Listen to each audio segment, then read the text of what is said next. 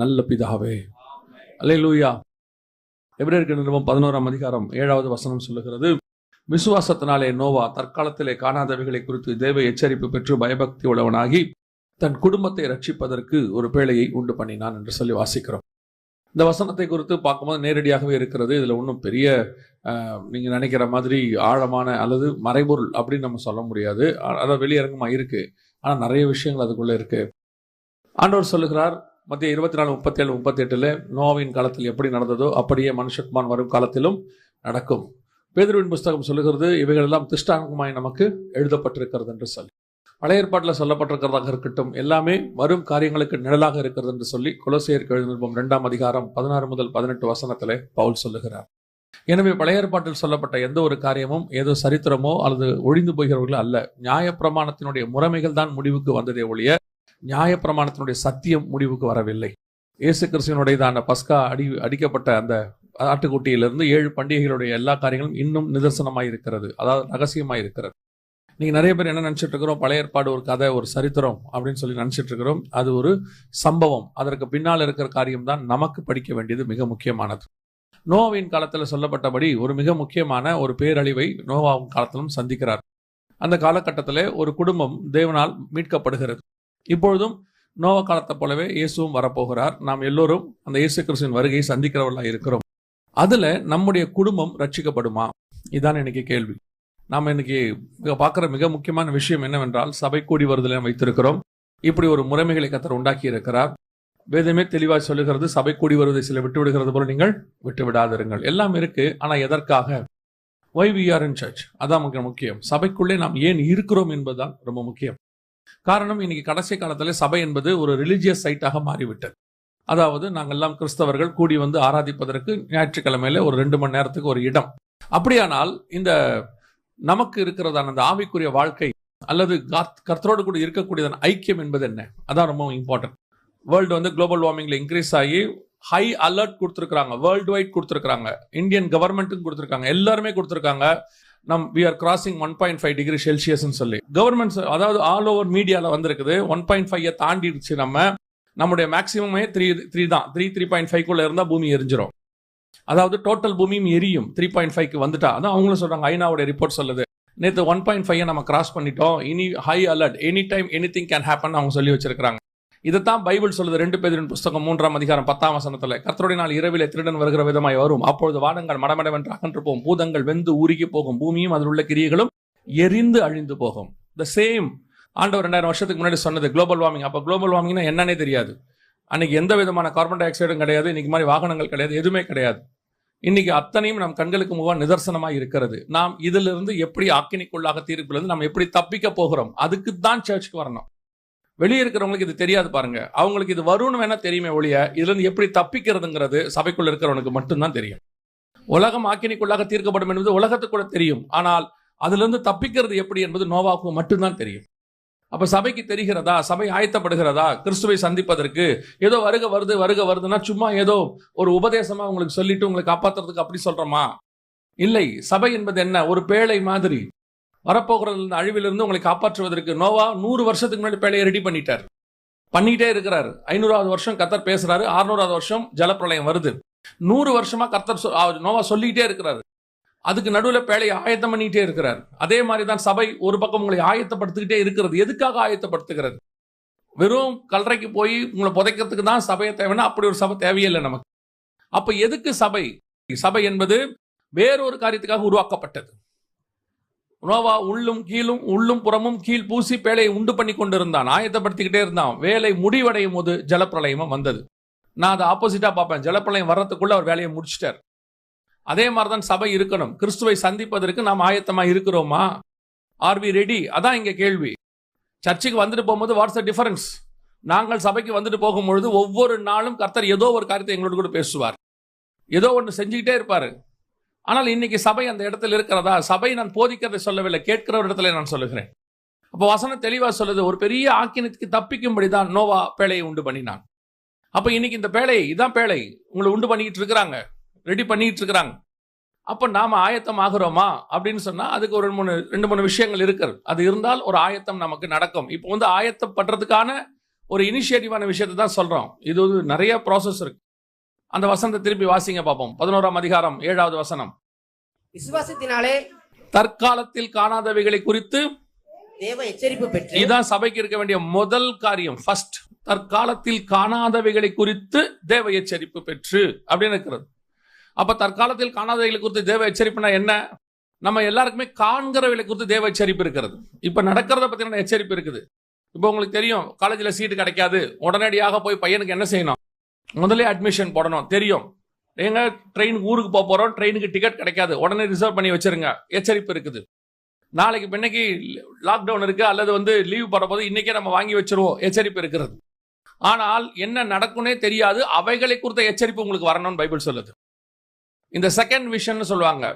அத்தனை பேருக்கும் அந்த செகண்ட் விஷன் பைபிள்ல இருந்துச்சு. இன்னைக்கு சர்ச்சுக்கு இல்லாத ஒரு மிகப்பெரியதான, அதுக்கு பேர் தான் ஆவிக்குரிய குருடம், ஆவிக்குரிய ஸ்பிரிச்சுவல் பிளைண்ட்னஸ் அப்படின்னு சொல்லுவாங்க. இப்ப பாருங்க, ஏனோக்கு பேசுறார், அறிவிக்கிறார். யூதாவின் புஸ்தகம் 14:15 இருக்குது. ஏனோக்கு அறிவிக்கிறார். எதை பத்தி அறிவிக்கிறார்னு பாருங்களேன், ரொம்ப ஆச்சரியமாக இருக்கும். 1000 பரிசுத்தவான்களோடு கூட தேவன் பூமியை நியாயம் தீர்க்க வருகிறார் அப்படின்னு இருக்கு. இது என்ன? இது எதை பத்தின தரிசனம் தெரியுமா? அவருக்கு ஜலப்பிரளயத்தை பத்தின விஷன் இருக்குது. அதை பத்தி தான் அவர் பேசுறாரு. ஆனா அவர் சொன்னது எதை பத்தினா, செகண்ட் கம்மிங் ஆஃப் கிரைஸ்ட பத்தி பேசிட்டு இருக்கிறார். இதுதான் செகண்ட் விஷன். அன்னைக்கு உள்ள தரிசனம் ஒண்ணு இருக்குது, அதை பத்தி அவர் சொல்றாரு. நோவா காலத்துல வரப்போறத பத்தி முன்னாடியே அவர் அறிவிக்கிறார். ஆனால் அவருக்கு இன்னொரு விஷன் இருக்குது. எதை பத்தி அப்படின்னு கேட்டீங்கன்னா, கிரைஸ்டுடைய செகண்ட் கம்மிங் பத்தின விஷன் இருக்குது. இப்ப நீங்க ஆபிரகாம் எடுத்துக்கொள்ளுங்க. நம்ம எல்லாரும் என்ன செய்யறோம்? ஆபிரகாம் கானான் தேசத்துக்கு போகனாரு, தேசத்தை சுதந்திரிப்பது எப்படின்னு கேட்டாரு, பிள்ளை இல்லைன்றது எப்படின்னு கேட்டாரு, எல்லாம் இருக்குது. அதே நேரத்தில் அதே எபிரேயர் 11ஆம் அதிகாரத்தை நீங்கள் வாசிக்கும் போது நல்ல கவனிங்க. 13வது வசனம் வாசிங்க பார்ப்போம். எபிரேயர் 11:13. இவர்கள் எல்லாரும் வாக்குத்தத்தம் பண்ணப்பட்டவைகளை அடையாமல் தூரத்திலே அவைகளை கண்டு நம்பி அணைத்துக் கொண்டு, தூரத்திலே அவைகளை கண்டு. இதான் விஷன். வசனம் சொல்லுது, இதை அல்ல அதிலும் மேன்மையான பரமதேசத்தை அவன் நாடினான் அப்படின்னு இருக்கு. அப்படின்னா என்ன அர்த்தம்? அவருக்கு கானானை பத்தின விஷன் இருக்கு, ஐசக்க பத்தின விஷன் இருக்கு, அந்த இடத்துல தேசத்தை சுதந்திரிக்கணும், எல்லாம் இருக்கு, தற்காலத்தில் உள்ளது இருக்கு. அதே நேரத்துல ஃபியூச்சர்டிக் விஷன் ஒன்று இருந்துச்சு அவருக்கு. யாரை வேணாலும் எடுத்துக்கொள்ளுங்க, மோசையை எடுத்துக்கொள்ளுங்க. பார்வோன் குமாரத்தின் மகன் எனப்படுவதை வெறுத்து, அடுத்து வசனம் சொல்லுது, இனி வரும் பலன் மேல் நோக்கமாகி. இந்த ஃபியூச்சர்டிக் விஷன் எதிர்காலத்தில் வரக்கூடியதான ஒரு தற்காலத்தில் காணாதவைகளை குறித்து தேவ எச்சரிப்பற்று. இன்னைக்கு கிறிஸ்தவர்கள்ட்ட, சபை கிட்ட, குறிப்பா ஆவிக்குரிய சபைக்கு அந்த கண்ணு ஓப்பனே ஆகல. இன்னைக்கு சபைக்கு எதுக்கு வரோம்? இன்னைக்கு ஆசீர்வாதம். இன்னைக்கு உள்ள பிள்ளைகளுக்கு, என் பிள்ளைக்கு பொண்ணுக்கு கல்யாணம் ஆகணும், என் பையனுக்கு வேலை கிடைக்கணும், வீடு கட்டணும், வாசல் கட்டணும். சபை இன்னைக்கு உள்ள தரிசனத்தில் இருக்கிறது. இந்த இன்னைக்கு உள்ள தரிசனத்தில் இருக்கிறது நான் உங்களுக்கு தப்புன்னு சொல்லல. ஆனால் இந்த தரிசனம் உங்களோட கூட முடிஞ்சு போயிடும், அழிஞ்சு போயிடும். ஆனால் அதற்காக நீங்க சர்ச்சுக்கு வரீங்களா? இப்ப யோசிச்சு பாருங்க. உலகத்தாரும் சம்பாதிக்கிறாங்க, அவங்களும் வீடு கட்டணும்னு ஆசை இருக்குது, உங்களுக்கும் இருக்குது. அவங்களுக்கும் பொண்ணுக்கு நல்ல கல்யாணம் பண்ணணும்னு ஆசை இருக்கு, உங்களுக்கும் இருக்கு. அவர்களுக்கும் பையனுக்கு நல்ல வேலை கிடைச்சு செட்டில் ஆகணும் இருக்கு, உங்களுக்கும் இருக்கு. அப்போ உங்களுக்கும் ஆவிக்குரியவர்களுக்கும் உலகத்துக்கும் என்ன டிஃபரன்ஸ்? அவனுக்கு இல்லாத ஒரு விஷன் உங்ககிட்ட எங்கிட்ட இருக்குது. அவனுக்கு இருக்கிற அதே விஷன் தான் எனக்கும் இருக்கு, அதே ஆசை தான் எனக்கும் இருக்கு, அவருக்கு இருக்கிற அதே ஆசீர்வாதம் தான் எனக்கும் இருக்குன்னா, அப்ப நான் ஏன் சர்ச்சுக்கு வரணும்? அப்ப நான் வர்றதுனால எனக்கு என்ன பிரயோஜனம்? சபைக்கு வர்றதுனால என்ன பிரயோஜனம்? அவர் உழைச்சி நல்ல வீடு கட்டுறாரு, நான் ஆசீர்வாதமா கத்தர் கொடுத்தாருன்னு வீடு கட்டுறாரு, அவ்வளவுதான். அவர் என்ன சொல்றாரு? அவர் கடவுளுக்கு அதை பிரதிஷ்டை பண்றாரு, நம்ம தேவனுக்கு அதை பிரதிஷ்டை பண்றோம். இன்னும் சொல்ல போனா நம்மளை விட பெரிய வீடு அவர் தான் கட்டுறாங்க, நம்மளை விட பெரிய லெவல்ல அவங்க தான் இருக்கிறாங்க, உலகத்தான் தான் இருக்கிறாங்க. பைபிளே அப்படிதான் சொல்லுது. ஒளியின் பிள்ளைகளை பார்க்கலாம் பிரபஞ்சத்தின் பிள்ளைகள் எப்படி இருப்பாங்க? ஞானம் உள்ளவர்களா இருப்பாங்க. அப்பனா நான் அதுக்காக தான் சர்ச்சுக்கு வரேனா அப்படின்னா, இதுவும் உண்டு. அதை அல்ல, அதிலும் மேன்மையான இன்னொன்னு இருக்கு. அந்த விஷன் சர்ச்சுக்கு வரணும், அது ஓபன் ஆகணும். முதல்ல அந்த ஐ ஓபன் ஆகணும். அதுக்காக மட்டுமே நீங்கள் சபைக்கு வருகிறீர்கள். அதை தேடுங்கள். முதலாவது தேவனுடைய ராஜ்யத்தையும் நீதியையும் தேடுங்கள், பின்பு இவை யாவும் உங்களுக்கு கூட கொடுக்கப்படும். இது ஆண்டவர் கண்டிப்பா கூட கொடுப்பாரு. இதை இல்லனே சொல்லல. நம்ம ஆண்டவர் நம்ம தரித்திரமா அலையணும்னு அவர் ஆசைவே படவே இல்லை. நம்மை ஐஸ்வர்யனாக்க முடியுதான் அவர் தரித்திரனானார். அவர் ஒரு நாள் நீங்கள் தரித்திரமா இருக்கணும்னு விரும்பவே இல்லை. அது ஒரு காலகட்டம் கடந்து வருவோம், உபத்திரவத்தின் பாதை. அதுக்கு 2 மடங்கு கர்த்தர் ஆசீர்வதிச்சிருவார். எல்லாருக்குமே ஆண்டவர் கொடுக்கிறார், இல்லைன்னு சொல்லல. ஆனால் உங்களுடைய என்னுடைய விஷன் எதை குறித்து இருக்கிறது? தற்காலத்தை குறித்தா அல்லது தற்காலத்தில் காணாதவைகளை குறித்தா? அதான் அது. அந்த விஷனை நீங்க கிராஸ் பண்ணி போனா மட்டும்தான் இது சாத்தியமாகும், அச்சீவ் பண்ண முடியும். வரப்போற ஆக்கினைக்கு நீங்களும் உங்கள் குடும்பமும் தப்பிக்க வேண்டும் என்றால் வரப்போகிறத பத்தின விஷன் உங்களுக்கு இருக்கணும், அதை பத்தின எச்சரிப்பு உங்களுக்கு இருக்கணும். அந்த எச்சரிப்பு இல்லையே. பாருங்க, சோதோம் மோசமா இருக்குதுன்னு லோத்துக்கு நல்லா தெரியுது, நல்லா தெரியுது. வசனம் சொல்லுது, அவர் நாள்தோறும் அவைகளை கண்டு மனம் பாதிக்கப்பட்டு, எல்லாம் இருக்கு அவருக்கு, சூப்பரா இருக்கு. அவர் கூட என்ன பண்றாரு? தன்னை பரிசுத்தமா பாதுகாத்துக் கொள்றாரு. போய் சோதோம் வாசல்ல உட்கார்ந்துகிட்டாரு, எல்லாம் இருக்கு. ஆனா அவருக்கு தெரியாது நாளைக்கு சோதோம் அழிய போகுதுன்னு. நாளைக்கு சோதோம் அழிய போகுதுன்னு அவருக்கு தெரியாது. இப்ப போய் அவர்கிட்ட சொல்றாங்க சோதோம் அழிய போகுது. இதுக்கு மேலதான் போய் மருமகனை ரெடி பண்றாரு. இருக்கிற மருமகனை போய் கூப்பிடுறாரு, எப்பா அழிய போகுது. அவன் சொல்றான், பரியாசம் பண்ணினார்கள். அவன் சொல்வது அவங்களுக்கு எப்படி இருந்ததா? பரியாசமாக இருந்துச்சான். அவனுக்கு ஏன் ப்ரிப்பேர் பண்ணல? அவரு ப்ரிப்பேர், நீங்க யோசிச்சு பாருங்க, அவர் மனைவியை கூட ப்ரிப்பேர் பண்ணல. அவர் மனைவி, ஆண்டவர் சொல்றார், லோத்துவின் மனைவியை நினைத்துக் கொள்ளுங்கள். திரும்பி பார்த்தாங்க. ஏன் திரும்பி பார்த்தாங்க? வரப்போகிற ஆக்கினை குறித்த விஷன் அவங்களுக்கு இல்ல. அப்படி இருந்திருந்தால் அவர்கள் அதை பத்தி கவலைப்பட்டிருக்கவே மாட்டாங்க. நோவாவின் மனைவிக்கு அந்த விஷன் இருந்துச்சு, உள்ளே பிரவேசித்தார்கள், எல்லாத்தையும் விட்டுட்டு உள்ள போயிட்டாங்க. ஆனால் லோத்துவின் மனைவிக்கு அந்த விஷன் இல்ல. ஆனா அவங்க பரிசுத்தமான்கள், நீதிமான்கள், பாவம் தங்களை கலக்காதபடி பார்த்து கொண்டார்கள். இந்த விஷன் எல்லாம் அவங்களுக்கு இருக்கு. உண்மையா வாழணும். நம்மளே தான், இயேசுவும் அதான் சொல்றாரு, லோத்துவின் நாட்கள் எப்படி நடந்ததோ அப்படியே மனுஷகுமாரன் காலத்திலும் நடக்கும். இப்போ அதே தான் இருக்கு. நீங்க யாரும் பாவிகள் நீங்க சொல்லவே இல்ல. இயேசுவின் ரத்தத்தால் கழுவப்பட்ட நீதிமான்கள் தான். பாவம் உங்களை அணுகாதபடி பார்த்துக் கொள்றீங்க. உங்க பிள்ளைகளுக்கு பாவம் வரக்கூடாதுன்னு விரும்புறீங்க, ஜெபம் பண்றீங்க, உபவாசம் இருக்கீங்க, எல்லாம் இருக்கீங்க. பட் இங்க எது மிஸ் ஆகுது? எப்ப ஆக்கினை தீர்ப்பு வருமோ அதுக்கு முன்பதாக நான் ரெடியாக இருக்கணுங்கிறத அந்த விஷன் மிஸ் ஆகுது. அதுதான் சர்ச்சை ஒரு பீரியட்ல உங்களை மாட்ட வைக்க போற விஷயம். அதுதான். நீங்க என்ன நினைக்கிறீங்கன்னா, நம்ம ஏன் அதை பத்தி யோசிக்கணும்? பாசிட்டிவ் திங்கிங் இப்பெல்லாம் மோட்டிவேஷனல் ஸ்பீச் ஆயிடுச்சு. எது மோட்டிவேஷனல் ஸ்பீச்? நாளைக்கு வரக்கூடிய அழிவை பத்தி பேசாத, இன்னைக்கு நல்லா இருக்கியா? வசனம் சொல்லுது, இனி வரும் பலன் மேல் நோக்கமாகி தான் சர்ச்சை. இன்னைக்கு இல்ல, இன்னைக்குன்றது நம்ம கிட்ட ரொம்ப ஈஸி கடந்து போறது. யோசிச்சு பாருங்க, இதை விட நல்ல காலம் இருந்துச்சு ஒரு 40-50 வருஷத்துக்கு முன்னாடி, நம்ம அப்பா அம்மா காலங்கள் இருந்துச்சு. அந்த காலத்தை விட இது மோசமான காலம் தான். கன்ஃபார்மா இது மோசமான காலம் தான். இந்த காலத்திலயும் உங்களால என்னாலையும் கிறிஸ்துவுக்கு நிக்க முடியுது தானே? பாவம் பெருகும் போது கிருபை பெருகும். சோ இப்ப நிக்கிறது அவருடைய கிருபை நின்றுவோம். ஆனா இனி வரதுல போகிறதுங்கிறது நம்ம கிட்ட அந்த விஷன் இருந்தா மட்டும்தான் போக முடியும். இன்னைக்கு சபை அந்த இடத்தில் இல்லைன்னு தான் நான் சொல்றேன். அதனாலதான் வசனம் சொல்லுது, தற்காலத்தில் காணாதவைகளை குறித்து நோவா தேவ எச்சரிப்பு பெற்று. அந்த அந்த அந்த எச்சரிப்பு வரணுமே. சபை அந்த எச்சரிப்பை விரும்ப மாட்டேங்குது. இப்ப பாவத்தை குறித்து, நீதியை குறித்து கூட கேட்க சபை ரெடியா இருக்கிறது. ஆனால் எதை குறித்து கேட்க சபை ரெடியா இல்லை? நியாய தீர்ப்பை குறித்து கேட்க தயாராக இல்லை. உங்க உடம்புல இருக்கிற எல்லா விட்டமினும் தேவைதானே? அத்தனையும் தேவைதானே? இல்ல நான் ஓடுறதுக்கு எனக்கு என்ன தேவையோ அது மட்டும் இருந்தா போதும், படிக்கிறதுக்கு தானே தேவையில்லைன்னு சொன்னா ஓகேவா? அது சரி வருமா? யோசிச்சு பாருங்க. இன்னைக்கு அதான் இருக்கு நம்ம உடம்புல. ஒரு பக்கம் சில நேரத்துல இந்த புரோட்டீன் ட்ரிங்க் ஒன்று கொடுப்பாங்க, கேள்விப்பட்டிருப்பீங்க. பாடி குறையறதுக்கு என்ன செய்வாங்க சிலர்லாம்? ஒரு விதமான டயட் எடுக்கிறாங்க. ஒவ்வொருத்தரும் ஒவ்வொரு டயட் எடுக்கிறாங்க. ஒருத்தர் பேலியோ டயட்டுங்கிறாங்க, ஒருத்தர் வந்து புரோட்டீன் ட்ரிங்க்ங்கிறாங்க, எல்லாம்ன்றாங்க. என்ன செய்யணும்? இதை சாப்பிடும் போது அதை முழுக்க நிறுத்திட்டு இதையே புரோட்டீனே, வெறும் புரோட்டீன் சாப்பிட்றாங்க. அப்புறம் ஒரு டாக்டர் கிட்ட கேட்டேன், என்ன ஆகும்?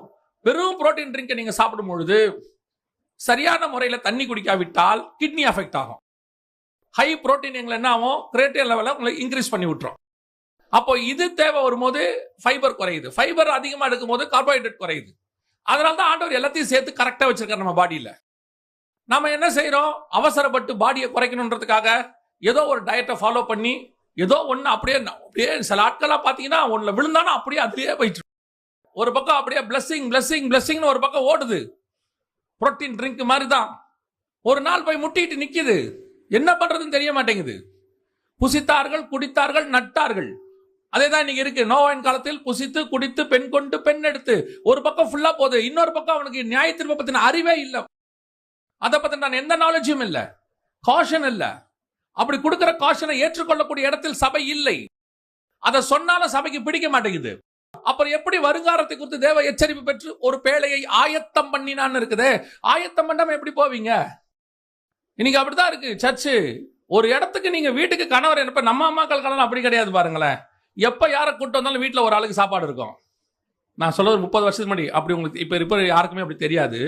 அவங்களாம் ஆச்சரியமா பாக்குறாங்க. சாப்பாடா? நாங்க எங்க வீட்டுக்கு சாப்பாடே ஆர்டர் தான் போடுறோம்.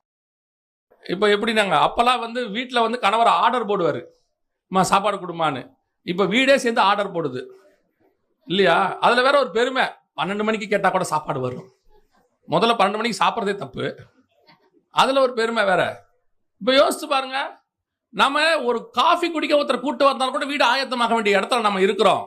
ஒரு எக்ஸாம் வரப்போது 2 மாசத்துக்கு முன்னாடி டைம் டேபிள் கொடுத்துட்றாங்க ப்ரிப்பேர் ஆகிறதுக்கு. ஒரு எலெக்ஷன் வரப்போது 3 மாசத்துக்கு முன்னாடி, 6 மாசத்துக்கு முன்னாடி, 4 மாசத்துக்கு முன்னாடி எலெக்ஷன் ரிசல்ட் கொடுத்துட்றாங்க, ப்ரிப்பரேஷன் டைம் டேபிள் கொடுத்துட்றாங்க. ஆனா சர்ச்சை அந்த ப்ரிப்பரேஷன் காஷனே வரக்கூடாதுன்னு சொல்லுதே. அப்படி ஒரு மெசேஜ் எனக்கு வரக்கூடாது, வேண்டாம். ஒரு பில்லு பே பண்ணுமா, அந்த பில்லுக்கு அவன் 15 நாளைக்கு முன்னாடியே பில் அனுப்பிச்சு விட்டுறான். போன் பில் எல்லாம் நீங்க 15 நாள்ல பே பண்ணுங்கன்னு சொல்லி. நீங்க போய் வேலை பார்க்குற இதுல போய் பாருங்க, கம்பெனிஸ்ல பேப்பர் 3 மாசத்துக்கு முன்னாடி, 6 மாசத்துக்கு முன்னாடி நீங்க கொடுக்கணும். சடனா வேலையை விட்டு நிக்க முடியாது. எல்லாத்துக்குமே ஒரு ஆயத்தம்னு ஒண்ணு இருக்குது இல்ல. ஆனா சர்ச்சுக்கு மட்டும் ஆயத்த செய்தி கூடாது. அதை பத்தி பேசினா தப்பு, மோட்டிவேஷனுக்கு அதிக அகைன்ஸ்ட் இது. அது என்னங்க, அவர் எப்ப பார்த்தாலும் வருகை வருது, நீங்க எப்ப பார்த்தாலும் வருகையை பத்தி பேசவே மாட்டேங்கிறீங்க. அதனாலதான் ஆண்டவர் இப்ப அதை பத்தி மட்டுமே பேசுறதுக்கு வேற ஒரு சிச்சுவேஷன் ஆகி போச்சு. முந்தையெல்லாம் ஒரு கன்வென்ஷன் சொன்னா 3வது நாள் மட்டும் வருகையை பத்தி பேசுவாங்க. இப்ப வருகைக்காகவே 3 நாள் வைக்கிறோம்னா என்ன அர்த்தம்? அவ்வளவு அதுக்கான நீடு வந்துருச்சுன்னு அர்த்தம். அவ்வளவுதான் இன்னைக்கு காரணம். அப்போ உங்களுக்கு முதல்ல அத்தனை பேருக்கும் அந்த காணாதவைகளை குறித்து ஒரு என்ன இருக்கணும், ஒரு தேவ எச்சரிப்பு இருக்கணும். 1 கொரிந்தியர் எழுதுறாரு இல்லையா 2ஆம் அதிகாரத்துல, தேவன் தமிழ் அன்பு கூறுகிறவர்களுக்கு ஆயத்தம் பண்ணினவர்களை கண் காணவும் இல்லை, காது கேட்கவும் இல்லை, அவைகள் மனுஷனுடைய இதயத்தில் தோன்றவும் இல்லை. நமக்கோ தேவன் அவைகளை தமது ஆவியினாலே வெளிப்படுத்தினார். இந்த வெளிப்பாடு தான் உங்களுக்கு இருக்கான்னு கேட்கிறேன். இந்த வெளிப்பாடு தான் இருக்கா? நமக்கு ஒன்னு கர்த்தர் ஆயத்தம் பண்ணி இருக்கிறாரு, கன்ஃபார்மா இருக்கு 100%. அதை பத்தின ரெவலேஷன் அதுதான் ஆபிரகாமுக்கு இருந்துச்சு. இதை அல்ல, இதிலும் மேன்மையான பரம தேசத்தையே அவன் நாடினான், தூரத்தில் அவைகளை கண்டு நம்பி அணைத்து கொண்டு. இந்த விஷன் தான் வேணும்னு நான் சொல்றேன். நமக்கோ ஆவியிலே கர்த்தர் அதை வெளிப்படுத்தினார். இந்த விஷன் இல்லாத சர்ச் வருகையில போகாதுன்னு நான் சொல்றேன். அவ்வளவுதான், ஒரே விஷயம் தான். ஏன்னா அந்த விஷன் இருந்தால்தான் நீங்க அதுக்கு ஆயத்தமாவீங்க. இல்ல வெறும் ஆராதிச்சுட்டு வாக்குத்தத்தத்தை வாங்கிட்டு தசவாங்காணிக்க கொடுத்துட்டு இந்த வாரம் என் ரிலீஜியஸ் வேலை முடிஞ்சிருச்சு அப்படின்னு ஒரு சாட்டிஸ்பாக்சனோட போனீங்கன்னா அடுத்த வாரத்துக்கு உள்ள நடுவுல வருகை வந்தா என்ன ஆகும் உங்க நிலைமை? No chance. அந்த விசுவாசம் எதுல இருக்குது? வரப்போறதுங்கிறத நீங்க விசுவாசம் விசுவாசம். இப்ப அந்த அறிவே இல்லைன்னா, அந்த வெளிப்படுத்தப்பட்ட அந்த அறிவே இல்லைன்னா, சோ முதலாவதாக சபைக்கு இருக்க வேண்டியது, கர்த்தர் எதிர்பார்க்கிறது என்னன்னா, காணாதவைகளை குறித்ததான இனி வரும் பலன் மேல் நியமிக்கப்பட்டவைகள், ஃபியூச்சர், அந்த செகண்ட் விஷன் சொல்லுவாங்க. ஒவ்வொருத்தரும் செகண்ட் விஷன் இருக்கணும். நோவாக்கிட்ட அந்த செகண்ட் விஷன் இல்லாம போயிருச்சு. இது இருந்துச்சு, ஜலப்பிரளயம் வரப்போது ஆயத்தப்படுத்தணும் எல்லாம் இருந்துச்சு. அதுக்கு அடுத்த விஷயம் அவர்கிட்ட இல்லாம போயிடுச்சு. இன்னைக்கு நிறைய பேர்ட்ட அதுதான் பிரச்சனை. 2வது வாசிங்க, அதே 11ஆம் அதிகாரம் 7வது வசனத்தை வாசி. விசுவாசத்தினாலே நோவா தற்காலத்திலே காணாதவைகளை குறித்து தேவ எச்சரிப்பு பெற்று பயபக்தி உள்ளவனாகி தம் குடும்பத்தை ரட்சிப்பதற்கு பேழையை உண்டு பண்ணினான். இந்த எச்சரிப்பு எதுக்காக? நான் எச்சரிப்பு பெற்றுக்கொள்றேன், பெறணும் இவ்வளவு நேரம் பேசணுமே, எதற்காக? வசனம் சொல்லுது, தன் குடும்பத்தை ரட்சிக்கும்படிக்கு. இதான் அடுத்து ரொம்ப இம்பார்ட்டன்ட், மிக முக்கியமானது. உங்க எல்லாருக்கும் தெரிஞ்ச ஒரு விஷயம்தான், குடும்பம் தான் கர்த்தருடையதான முதல் கான்செப்டாக இருந்துச்சு. கர்த்தர் படைக்கும் போது ஆதாமியும் ஏவாளையும் எப்படி படைக்கிறாரு? கணவன் மனைவியாக, ஒரு ஃபேமிலி. ஆண்டவர் அண்ணன் தங்கச்சியாவோ அல்லது அக்கா தம்பியாகவோ அல்லது அப்பா பொண்ணாகவோ அம்மா பையனாகவோ படைக்காம என்ன படைக்கிறாரு? கணவன் மனைவியாக, சில ஃபேமிலியா படைக்கிறார். என்ன ரீசன்? இதுக்கு பின்னாடி தேவ திட்டம் நிறைய இருக்குது. அது கிறிஸ்துவுக்கும் மனவாட்டி சபைக்கும் உள்ளதான கனெக்ஷன். அப்போ இதை ரட்சிக்கிறதா வெரி இம்பார்ட்டன்ட், சபையை ரட்சிக்கிறதா வெரி இம்பார்ட்டன்ட். இப்ப தன் குடும்பத்தை ரட்சிக்கும்படி ஒரு பேழையை உண்டு பண்ணினான் அப்படின்னு. முதல்ல இந்த விஷயம் வேணும் எனக்கு. 2வது எனக்கு இந்த காரியம் தெரியணும். எது தெரியணும்? நான் மட்டுமல்ல, என் குடும்பமும் சேர்ந்ததுதான் வருகையில பங்கு. ஒருத்தர் விட்டு ஒருத்தர் எடுத்துக்கொள்ளப்படுவது பங்கு அல்ல. நீங்கள் என்பது நீங்கள் அல்ல, உங்க ஃபேமிலி எல்லாம் சேர்ந்ததுதான் ஒரு ஆளு. கணவனும் மனைவி எப்படி இருக்கிறாங்க? ஒரே மாம்சமாய் இருக்கிறார்கள். அப்ப 2 பேரும் சேர்ந்தாதான் ஒரு ஆளு. நம்ம எல்லாருக்கும் தெரியும் இல்லையா? அப்ப நமக்குள்ள இருந்து தான் பிள்ளைகள் வந்திருக்கிறாங்க. அவங்களுக்கு கல்யாணம் ஆகி போகிற வரைக்கும் அவங்க எல்லாருமே நம்ம ஃபேமிலி தான். நல்லா கவனிச்சு பாருங்களேன். ஆபிரகாமின் குமாரனாகிய ஈசாக்குன்னு வந்துகிட்டே இருக்கும். எப்ப அவனுக்கு கல்யாணம் ஆயிருச்சோ அதுக்கப்புறம் ஆபிரகாமின் வராது, ஈசாக்க பத்தி பைபிள் போயிடும். அதுக்கப்புறம் ஆபிரகாம் மரணம் மட்டும்தான் இருக்கும், ஈசாக்கு பின்னாடி பைபிள் போயிடும். எப்ப ஈசாக்கு கிட்ட விட்டு யாக்கோபு புறப்பட்டு லேயால பார்க்க போனாரோ அதுக்கப்புறம் லேயாலுக்கு பின்னாடி பைபிள் போயிடும், ஈசாக்க பத்தி இருக்காது, ஈசாக்குடைய மரணம். அப்பனா என்ன அர்த்தம்? ஃபேமிலி தான் கர்த்தருடைய பிளான், மிக முக்கியமான ஒரு பிளான்ல இருக்கு. இப்போ எத்தனை பேருக்கு உத்தரவாதம் இருக்குது? என் குடும்பம் கண்டிப்பாக வருகையில் போகும், வரப்போகிற வருகையில் என் ஃபேமிலி போகும் அப்படிங்கிற எத்தனை பேருக்கு உத்தரவாதம் இருக்குது? எனக்கு ரொம்ப இந்த கடைசி காலத்துல நாங்க நிறைய இந்த மீட்டிங்ஸும் போறோம், அந்த மாதிரி யூத் மீட்டிங்ஸ் நடத்துறோம், அப்புறம் Q&A செக்ஷன்ஸ் நிறைய வைக்கிறோம். அதுல நிறைய பார்க்கும்போது உலகத்தார் குடும்பத்தை விட ஆவிக்குரிய குடும்பங்கள் பரிதாபமான நிலைமையில் இருக்கிறது. இதுக்கு என்ன ரீசன் அப்படின்னு கேட்டீங்கன்னா, நான் இருக்கிற இடத்தை யூஸ் பண்ணிக்க விரும்புறேன். என்ன ரீசன் அப்படின்னு கேட்டீங்கன்னா, நோவாக்குள்ள இருந்த அந்த விஷன் இருக்குல்ல, நோவாக்குள்ள கர்த்தர்கிட்ட இருந்த அந்த ஒரு ஸ்பிரிச்சுவாலிட்டி இருக்குல்ல, அது அப்படியே அவன் ஃபேமிலிக்குள்ள போயிடுச்சு. அதான் பிளஸ் பாயிண்ட். நோவா தேவனோடு கூட சஞ்சரித்துக் கொண்டிருந்தார், நோவா நீதிமானாக இருந்தார், இந்த தேவ எச்சரிப்பு பெற்றார், இவ்வளவு காரியம் இருக்கு நோவா கிட்ட. இது அப்படியே யாருக்கிட்ட போச்சு? பிள்ளைங்கிட்ட போச்சு. 100 வருஷம் அப்பா ஒரு பேழை கட்டுறாரு, போட் கட்டுறாரு. எதுக்குப்பா கட்டுறீங்க? பெரிய வெள்ளம் ஒண்ணு வரப்போகுது, உலகமே அழிய போகுது, நாம அதுல தப்பிக்க போறோம். இன்னைக்கு சொல்லி பாருங்க, நோவாவா அவங்க பசங்க ஒத்துக்க மாட்டாங்க, உங்க பசங்க ஒத்துக்க மாட்டாங்க. இன்னைக்கு சொல்லி பாருங்க, நோவா சொல்றாரு அப்படி ஒண்ணு வரப்போகுது.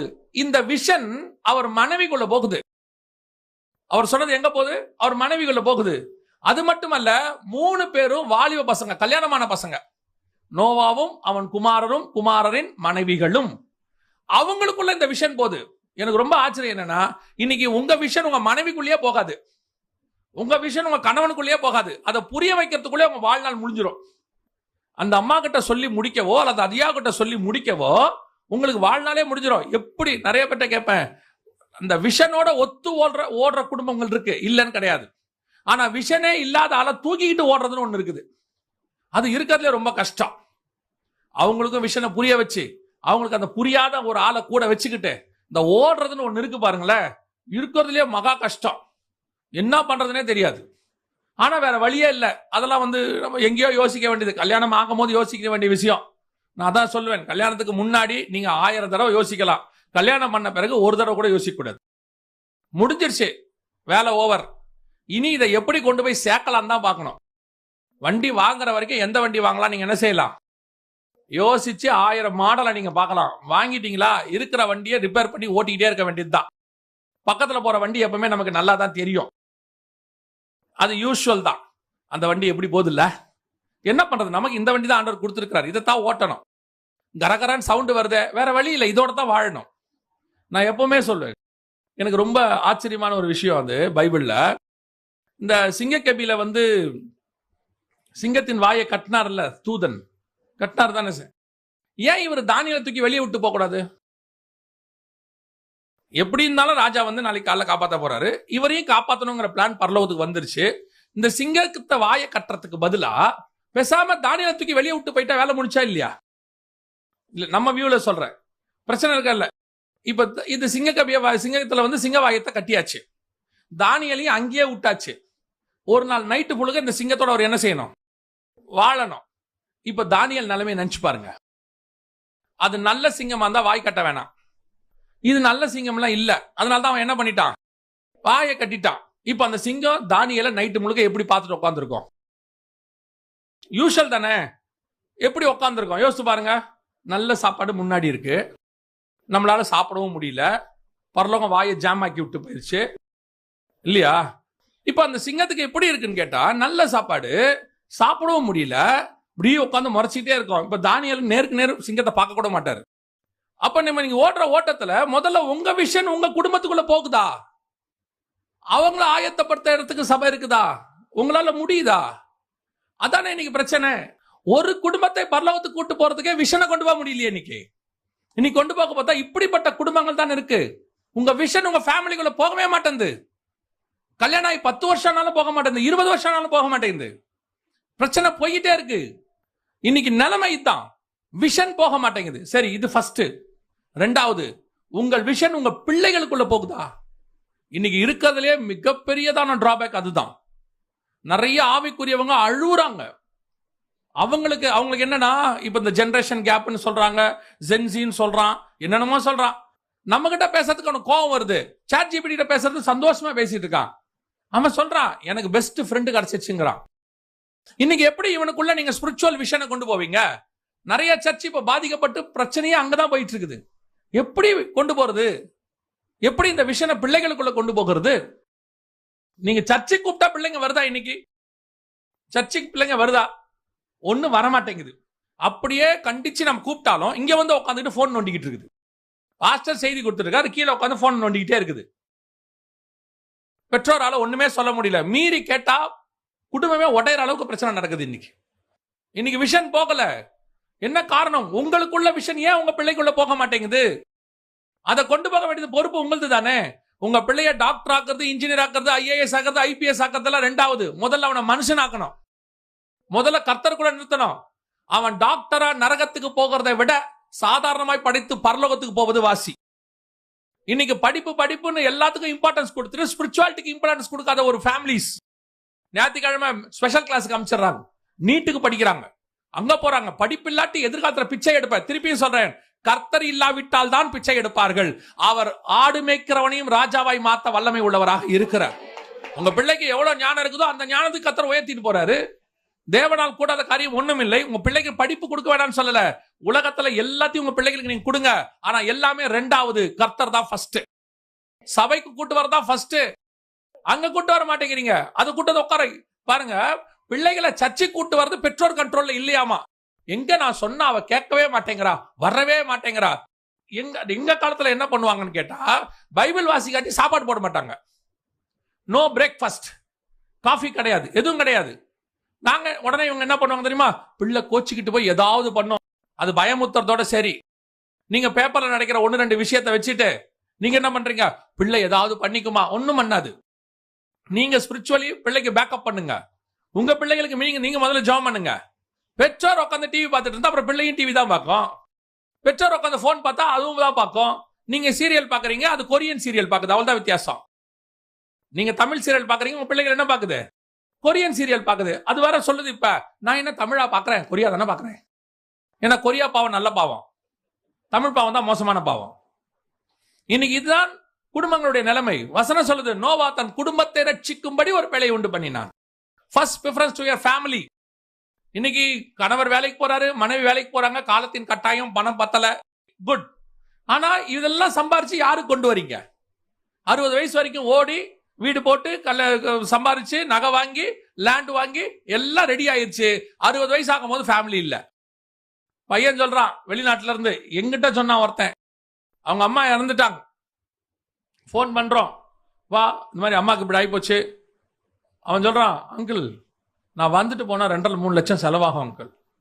நீங்க பேசாம ஒரு ஆன்லைன்ல அதை எடுத்து காட்டுங்க, நான் இங்க இருந்தே பாத்துக்கிறேன். ஆன்லைன்ல பார்க்கலாம். எப்படி அந்த ஃபீலிங் அவனுக்கு இல்ல பாருங்களேன். அம்மா வந்து லாஸ்டா பார்க்கணும். நமக்கெல்லாம் அந்த கட்டி பிடிச்சி அழுவுறது அதெல்லாம் அவனுக்கு போயிருச்சு. கடைசி காலத்தில் அன்பு தனிந்து போகும்னு இருக்குல்ல, எல்லாம் போயிடுச்சு. அதுக்கு காரணம் என்ன? நான் சொல்றேன், அதுல 50% பெற்றோர் தான் காரணம். பெற்றோர் தான் காரணம். அவங்களுக்கு நீங்க எதை இம்பார்ட்டன்ஸா முதல் 25 வருஷம் கொடுத்தீங்களோ அதுதான் அடுத்த 25 வருஷம் அவங்ககிட்ட வேலை செய்யுது. நோவா 500வது வருஷத்துல தரிசனத்தை பெற்ற உடனே அடுத்த 100 வருஷத்துக்குள்ள பிள்ளைங்களுக்குள்ள அந்த தரிசனத்தை கொண்டு போயிட்டான். கொண்டு போய் அதை அப்படியே அந்த பிள்ளைங்க 100 வருஷம் கூட சேர்ந்து பேழை கட்டுது பாருங்க. தனி மனுஷனா கட்டியிருக்க முடியாது. இது போகுதான் இன்னைக்கு உங்களுக்குள்ள, உங்க பிள்ளைகளுக்குள்ள. எனக்கு ரொம்ப பைபிள்ல பார்த்ததுல தாவீது பையன் சாலமோன் கெட்டு போயிட்டார், உங்களுக்கு தெரியும். சாமுவேல் பசங்க கெட்டு போயிட்டாங்க, ஏலியின் பசங்க கெட்டு போயிட்டாங்க. ஒரு சிலரோட பசங்க மட்டும்தான் கர்த்தருக்குள்ள ஸ்ட்ராங்கா இருந்தாங்க. அதுல ஒண்ணு நோவாவுடைய பசங்க. இப்ப உங்க பசங்க கர்த்தருக்குள்ள இருக்கிறாங்களா? தயவு செய்து சொல்றேன், உங்க வீட்டுல தயவு செய்து குடும்பத்தோட ஒரு 1/2 மணி நேரமாவது பிரேயருக்கு ஸ்பெண்ட் பண்ணுங்க. இருக்கிற பிஸி, அவங்க வந்து டியூஷன் போறாங்க, அவங்க ஸ்பெஷல் கிளாஸ் போறாங்க, நாங்க ஆன்லைன்ல ஒர்க் பண்ணிக்கிட்டு இருக்கோம், எக்ஸ்ட்ராவா 1 மணி நேரம் வேலை பார்த்தா நல்லா கிடைக்கும், எல்லாம் கிடைக்கும். குடும்பம் நரகத்துக்கு போயிடும். எண்ட் ஆஃப் த டே குடும்பம் நரகத்துக்கு போயிடும். எதையாவது ஒரு சாக்ரிஃபைஸ் பண்ணுங்க. ஒரு 1/2 hour ஆவது உட்காந்து ஃபேமிலியா ஒரு வசனத்தை வாசிச்சு ஒரு சின்ன பிரேயர் தயவு செஞ்சு பண்ணுங்க. இல்லைன்னா கஷ்டம். உங்ககிட்ட கார் இருக்கும், வீடு இருக்கும், எல்லாம் இருக்கும், வீட்டுக்குள்ள கர்த்தர் இருக்க மாட்டாரு. எசேக்கியேல் 8:6 சொல்றாரு ஆண்டவர், என் பரிசுத்த ஸ்தலத்தை விட்டு என்னை தூரமாய் போகும் என்னும்படியான காரியத்தை இஸ்ரவேல் வம்சத்தார் செய்கிறார்கள். சர்ச் இருக்கு, நியாயப்பிரமாணம் இருக்கு, எல்லா முறையும் நடக்குது, பலி நடக்குது, எல்லாம் நடக்குது. கர்த்தர் வெளியே இருக்கிறார், கர்த்தர் உள்ள இல்லையாமா. வெளிப்படுத்தல் 3:20 சொல்லுது, வாசப்படியில் நின்று நான் கதவை தட்டுகிறேன். அப்படின்னா என்ன அர்த்தம்? உள்ள அவர் இல்லைன்னு அர்த்தம். உள்ளுக்குள்ள அவர் இல்ல. 5ஆம் அதிகாரம் உன்னத பாட்டு சொல்லுது, இதோ வாசப்படியில் நின்று என் புறாவே, என் உத்தமியே, என் பிரியமானவளே கதவை திற. வெளியே நிக்கிறாரு. சபை பேசிக்கிட்டு இருக்கு உள்ள இருந்து. அதே நிலைமை தான் இன்னைக்கு நிறைய வீடுகள். கர்த்தர் இல்ல வீட்டுக்குள்ள. இந்த வயசானவங்க வீட்டுல ஒருத்தர் இருப்பாங்க பாருங்களேன், அவங்க என்ன பண்ணுவாங்கன்னா, இந்த மாதிரி காரியங்கள் நடக்கும்போது கொஞ்சம் உட்காந்து அட்வைஸ் பண்ணுவாங்க. ஒரு 70 வயசுல இருக்கவங்க, ஏங்க இப்படி டிவி எல்லாம் பாக்குறீங்கப்பா, சர்ச்சில் சொல்றாங்கல்ல, கொஞ்சம் உட்காந்து பைபிள் வாசிங்களேன்னு. இப்ப நீங்க என்ன பாத்தீங்க? இவங்க எல்லாம் டிஸ்டர்பன்ஸா இருக்கிறாங்க. 60 ஆனவன தூக்கி கொண்டு போய் ஓல்டேஜ் ஹோம்ல போட்டுறான். கேட்டா சொல்றான், மாசம் மாசம் காசு கட்டிடுறோம், பாத்துக்கிறாங்க, நம்மளால வச்சு பாத்துக்க முடியாது. ஏன் முடியாது? ஏன் முடியாது? ஏன் வீட்டுல ஒரு ஆளை போட்டு பாத்துக்குங்க. ஓல்டேஜ் ஹோம்ல கொடுக்குற காசை உங்களுக்கு அவங்க இருக்கிறது தடையாக நினைக்கிறீர்கள். திருப்பியும் சொல்றேன், குடும்பம் என்பது தாத்தா பாட்டியும் சேர்ந்ததுதான் குடும்பம். தாத்தா பாட்டியே தேவையில்லைன்னா உங்க அப்பா அம்மா பிறந்த உடனே அவங்களை கொண்டு இருப்பார் ஆண்டவர். அந்த தாத்தா பாட்டியினுடையதான ஒரு அஃபெக்ஷன் இருக்கு, அதுல ஒரு அன்பு இருக்கு, அதுல ஒரு அனுபவம் இருக்கு. 60-70 ஆன உடனே தேவையில்லைங்கிற நிலை வந்துருது. அதனால என்ன ஆகுது? அவங்க வீட்டுல பாரமா தெரியுறாங்க. நோவாவுடைய குடும்பத்துல அடுத்த பெரிய பிளஸ் பாயிண்ட் என்ன தெரியுமா? அவர் மனைவிக்குள்ள போன தரிசனம் அவங்க பசங்களுக்குள்ள போச்சு. அதை விட பெரிய ஆச்சரியம், அவங்க பசங்களுடைய மனைவிகளுக்குள்ள போச்சு. இன்னைக்கு புறஜாதியார் குடும்பம் கூட கூட்டு குடும்பமா இருக்கு, ஒரு கிறிஸ்தவ குடும்பம் கூட இருக்க மாட்டேங்குது. முடியல. இன்னைக்கு யோசித்து பாருங்க, ரெபேக்கால கொண்டு போய் சாராள் கூடாரத்துல வைக்கிறான். யாரு? ஈசாக்கு. வசனம் அப்படித்தானே சொல்லுது, கொண்டு போய் தன் தாயின் சோகம் நீங்க சாராளின் கூடாரத்துல கொண்டு போய் வச்சான்னு இருக்கு. இன்னைக்கு போய் உங்க அம்மாவுடைய கூடாரத்துக்குள்ள உங்க மனைவியை வச்சிட முடியுமா? இன்னைக்கு நம்ம என்ன நினைக்கிறோம்? வீட்டுல இருக்கிற பெரியவங்கள, வயசானவங்களை என்ன நினைக்கிறோம்? வேண்டாம், பாரம். நல்லா கவனிச்சுக்கொள்ளுங்க. உங்க அப்பா கிட்ட இருந்து விஷன் உங்களுக்குள்ள வருது இல்ல, அதே மாதிரி உங்க தாத்தா கிட்ட இருந்த விஷன் உங்க அப்பாக்குள்ள வந்துச்சு. இது தலைமுறையா வர்ற விஷன். நீங்க ஒரு இடத்துல ஒரு ஆளை கட் பண்ணி, இப்ப ஆபிரகாமுடைய விஷன் இருக்கு, யாருக்குள்ள வந்துச்சு? ஐசக்குள்ள. ஈசாக்குடைய விஷன் யாருக்குள்ள வந்துச்சு? ஜாக்கப்குள்ள. ஜாக்கப்புடைய விஷன் யாருக்குள்ள வருது? ஜோசப்குள்ள. அப்ப யோசேப்புக்குள்ள இந்த விஷன் தலைமுறையா வந்து எங்க முடியணும்? கிரைஸ்ட்ல முடியணும். ஆபிரகாமின் சந்ததி எங்க வருது? கிறிஸ்துவுக்குள்ளாக வருதுன்னு சொல்லுது கலாத்தியர்ல. அப்ப இது ஒரு செயின். நீங்க அதை கட் பண்றீங்க, கட் பண்றீங்க. அப்பாவுடைய விஷன் பையனுக்குள்ள வந்தோன்னா அப்பாவை தூக்குங்கிறீங்க. தேவையில்லை. நீங்க சும்மா எங்க அவங்களெல்லாம் வச்சு என்னெல்லாம் பார்க்க முடியாது. திருப்பியும் சொல்றேன், நியாயம் தீர்க்கிறவர் ஒருவர் இருக்கிறார். நியாயம் தீர்க்கிறவர் ஒருவர் இருக்கிறார். அவர் பார்த்துக்கிட்டே இருக்கிறார். இன்னைக்கு ஒரு குடும்பத்தை ரட்சிப்பதற்கு ரொம்ப இம்பார்ட்டன்ட். வேதம் சொல்லுது, அவன் தன் விஷனை முழுவதுமாக அவர்கள் கொண்டு போயிருந்தான். ஒரு 4000 வருஷத்துக்கு முன்னாடி. எனக்கு ரொம்ப ஆச்சரியம் என்னன்னா, இந்த மாதிரி போதிக்கிறதுக்கு அவனுக்கு சர்ச் கிடையாது, பைபிள் கிடையாது, ஒரு பாஸ்டர் கிடையாது, எதுவுமே கிடையாது. அந்த தரிசனத்தை அவன் பெற்றுக்கொள்கிறான், அவ்வளவுதான். அப்படிதான் பைபிள். எப்படி இவ்வளவு விஷயத்தை அவனுக்குள்ள கொண்டு போக முடிஞ்சிச்சு? இன்னைக்கு இவ்வளோ ஒரு என்லைட்டிங்கான வேர்ல்டு இது, அவ்வளவு ஒரு டெக்னாலஜி நாலேஜ்ஃபுல் வேர்ல்டு இது. இன்னைக்கு நம்மளால அந்த தரிசனத்தை பிள்ளைகளுக்குள்ளேயோ ஃபேமிலிக்குள்ளேயோ கொண்டு போக முடியலையே. முழு குடும்பமும் போகுமான்னு நமக்கு தெரிய மாட்டேங்குதே. இவ்வளவு கஷ்டப்படுறோமே, எதுவுமே இல்லாம எப்படி அவனுக்குள்ள கொண்டு போக முடிஞ்சிச்சு? ஒரு ஆடு மேய்க்கிற யாக்கோபு தன் தரிசனத்தை தன் பையனுக்குள்ள கொண்டு போயிட்டாரு. ஒரு துறவு தோன்ற அல்லது விதை விதைக்கிறதான ஐசக்கு தன்னுடையதான தரிசனத்தை தன் பையனுக்குள்ள கொண்டு போயிட்டார். ஏன் இன்னைக்கு படிச்சவங்களால கொண்டு போக முடியல? கேட்டா சொல்றோம், நான் அதை படிச்சிருக்கேன், double degree, triple degree, master degree, IT முடிச்சிருக்கேன், ஏஐ முடிச்சிருக்கேன், என்னென்னமோ சொல்றீங்க. உங்களுக்குள்ள கர்த்தர் கொடுத்த விஷனை உங்க பிள்ளைகளுக்குள்ள கொண்டே போக முடியல உங்களால. காரணம் என்ன? இன்னைக்கு உலக நாலேஜ் இருக்கிற அளவுக்கு உங்களுக்கு ஸ்பிரிச்சுவல் நாலேஜ் இல்ல. இன்னைக்கு உலக நாலேஜ் உங்களுக்கு பணத்தை கொடுத்துருச்சு, வசதி வாய்ப்புகளை கொடுத்துருச்சு. திருப்பியும் சொல்றேன், இனி வரும் பலனை ஆவிக்குரிய நாலேஜ் மட்டும்தான் கொடுக்கும். உங்க பிள்ளைகளுக்கு அதை கொடுக்கும். அதெல்லாம் வயசான தெரிஞ்சுக்கலாம். வயசாகிற வரைக்கும் வருகை தாமதிக்குமா தெரியாது, எப்ப வேணாலும் வருகை வரும். அப்ப முதலாவதாக வேதம் சொல்லுது, நோவா அந்த தரிசனத்தை பெற்றுக்கொள்ளுவனாய் இருந்தான். இரண்டாவது, தன் குடும்பத்தை ரட்சிக்கும்படி ஒரு பேழை உண்டு பண்ணினான். அதனால்தான் வேதம் சொல்லுது, கர்த்தராகிய இயேசு கிறிஸ்துவை விசுவாசி, அப்ப நீயும் உன் வீட்டாரும் ரட்சிக்கப்படுவீர்கள். The family is very important. அதுதான் கர்த்தருடைய விஷன். கொண்டு போறதுக்கு ரொம்ப கேர்ஃபுல்லா இருங்க. கடைசியா இந்த வசனத்தை வாசிங்க, முடிக்கலாம். எபிரேயர் 11:7 வாசிங்க பார்ப்போம். விசுவாசத்தினாலே நோவா தற்காலத்திலே காணாதவைகளை குறித்து தேவ எச்சரிப்பு பெற்று பயபக்தி உள்ளவனாகி தன் குடும்பத்தை ரட்சிப்பதற்கு பேழையை உண்டு பண்ணினான். அதனாலே அவன் உலகம் ஆக்கினைக்குள்ளானது என்று தீர்த்து விசுவாசத்தினால் உண்டாயிருக்கும் நீதிக்கு சுதந்திரவாளி ஆனான். அடுத்து வரக்கூடிய ஆசீர்வாதத்துக்கு நீங்கள் சுதந்திரவாளியாய் மாறணும்னா இவ்வளவு காரியத்தை செய்தால் மட்டும்தான் முடியும். எல்லாருக்கும் ஆசை இருக்குது, எல்லாருக்கும் ஆசை இருக்குது. பரலோகத்துக்கு போகணும்னு ஆசை இருக்குது, கர்த்தரால் ஒரு ஆசீர்வாதத்தை சுதந்திரத்துக் கொள்ளணும்னு இருக்குது, அவர் வரும்போது அவன் கிரியைக்குத்தக்கதான பலனை நாங்கள் அடையணும்னு இருக்குது, எல்லாம் இருக்கு.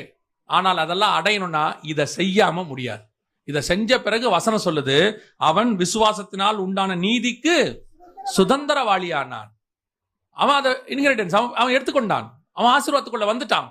எப்படி அந்த ஆசீர்வாதத்துக்குள்ள வந்தாரு? இவ்வளோ காரியத்தை செய்ய வேண்டியதாக இருக்கு.